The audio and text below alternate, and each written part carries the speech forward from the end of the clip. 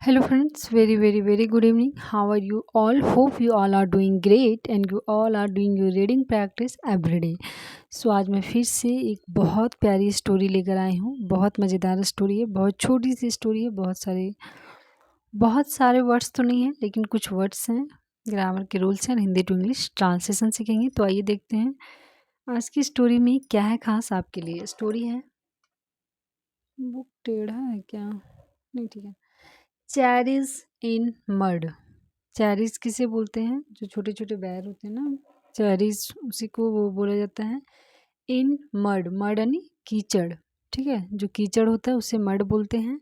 और चेरीज जो red red होते हैं ना, बैर ही बोलते हैं शायद उसको, उसी को चेरी बोला गया है, चेरीज। तो ये इसी का स्टोरी है। देखिए क्या है स्टोरी में। वन डे यानी एक दिन, while walking down the road, एक दिन सड़क पर घूमते हुए, ठीक है।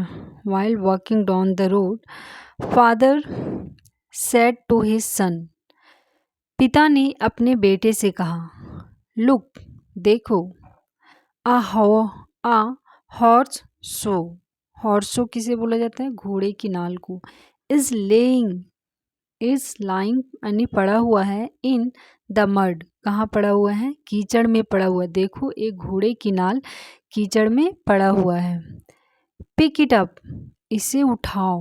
क्या बोलता है उसके पिता कि इसे उठाओ। द सन सेड, तब उसके बेटे ने बोला, आई हेट, हेट यानी नफरत करना होता है।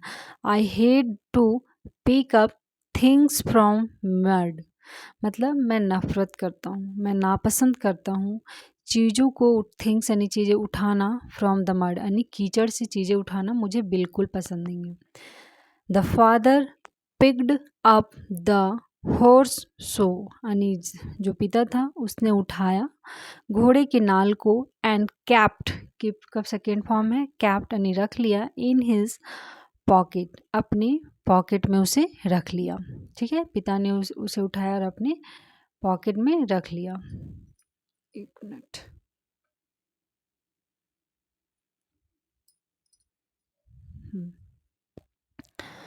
अपने पॉकेट में उसे रख लिया। ऑन रीचिंग द विलेज, यानी गांव पहुंचने पर, he sold the horse show, horses and brought some cherries. अब क्या किया? गांव पहुंचकर उसने बेच दिया उस घोड़े के नाल को, एंड बाई का सेकेंड फॉर्म ब्रॉड, खरीद लिया, सम चेरीज, उसके जगह पे पैसे जो मिले उसके जगह पे क्या खरीद लिए? उसने चेरीज खरीद लिए। फादर अंडरस्टूड, पिता समझ गए थे क्या? The desire of his son, कि उसका बेटा का इच्छा क्या है, ठीक है, वो उसके पिता ने समझ लिया। And dropped a cherry on the ground, और गिरा दिया चेरी यानी बैर को ऑन द ग्राउंड यानी ज़मीन पे।